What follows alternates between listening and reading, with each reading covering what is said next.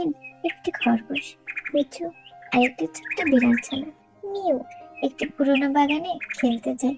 পুচু ছিল খুব লাজুক, মিউ বেশ চঞ্চল।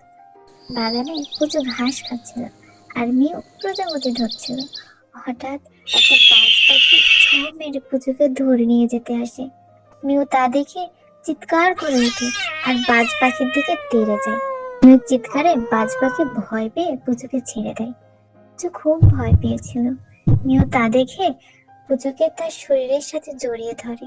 সেই প্রথম তারা একে অপরের খুব কাছে আসে। পুচু বুঝতে পারে মিউ শুধু শিকারী নয়, বরং একজন ভালো বন্ধুও হতে পারে। পুচু নরম লোম অনুভব করে, এক অন্যরকম মায়া অনুভব করে। সেই দিন থেকে পূজা আর মিউ বেস্ট ফ্রেন্ড হয়ে যায়। তারা সব সময় একসাথে খেলতো, একসাথে ঘুমাতো আর একে অপরের অনেক খেয়াল রাখতো। তাদের বন্ধুত্ব প্রমাণ করে দেয় যে বন্ধুত্ব কোনো সীমানা মানে না।